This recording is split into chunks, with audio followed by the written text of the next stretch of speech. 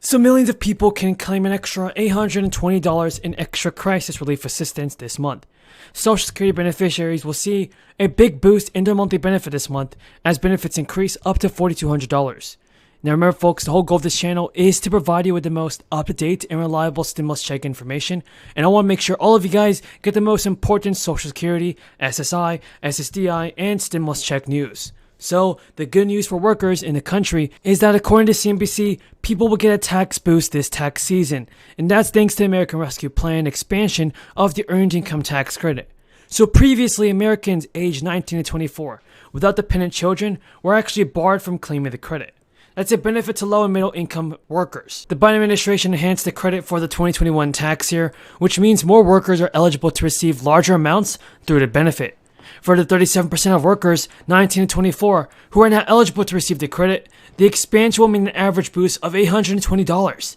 And according to a study from Institute on Taxation and Economic Policy, if an individual has no other tax liability, that money will be sent to them in their refund for the year. For a lot of people in that age range, that can be a pretty meaningful amount of money for them to receive.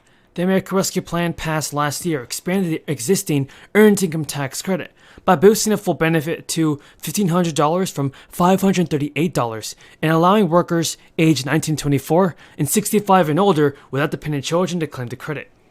Previously, only workers with children were able to claim the credit, which left some of the workers out, and with the lowest incomes as non-custodial parents, which means those who do have children who don't live with them for most of the time. It also increased the income gaps for claiming the full credit to $21,000 from $15,000 for single filers and to $27,000 from $21,000 for those who are married and filing jointly. These changes mean that about 5 million young workers would regain access to the federal credit and receive an additional $4 billion in benefits all in 2022. According to a new study, overall the change would help about 17 million Americans, and those with the lowest incomes would be most targeted. And we know inflation is really impacting many people, but this credit could be going to help struggling parents pay their bills. Here's some good news for you, everybody. If you're on Social Security, the maximum Social Security benefit has officially increased to around $4,200. Many boosted payments have been issued for this month's first batch of checks. But friends, it's important to remember that the new cost of living adjustment checks are sent out in 3 waves, according to your birth date. The cost of living adjustment climbed to 5.9% beginning this year, impacting 64 million claimants. Last month, an extra $200 payment was made available for SSI claimants that received at least $3,389.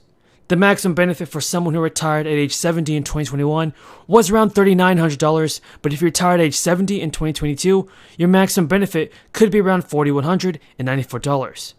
Social Security benefits depend on the recipient's age of retirement.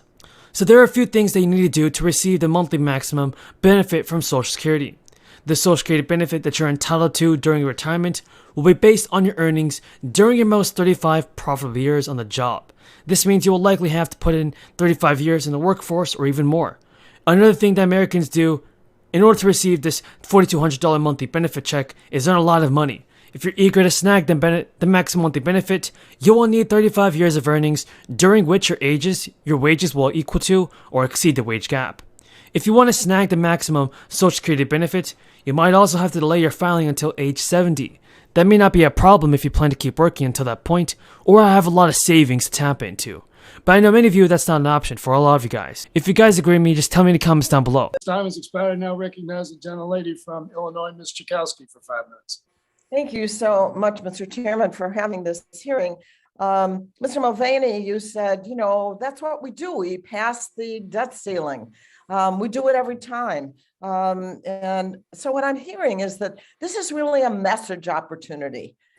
And I see it as a very, very political opportunity to raise this question at a time when so many Americans and businesses are at risk and very nervous about what happens. And my understanding from, I think it was Dr. Blessing saying that we don't have any real evidence that that particular particular conversation or that threat has resulted in a reducing of the spending of the United States. And there are many, many opportunities. We have committees that deal with this, not just the Appropriations Committee, but we have lots of committees that could hold hearings, et cetera.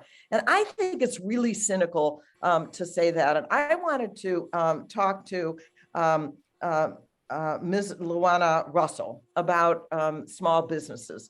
You talked about uncertainty, but I wondered if you could go into more detail about what that means. For example, let me say, if you're planning to expand or buy, another outlet, or raise the wages of your workers, or get access to capital, are these things affected when the question of the debt ceiling is looming? Yes, yes. Thank you so much for the question. They are, because people tend to stop.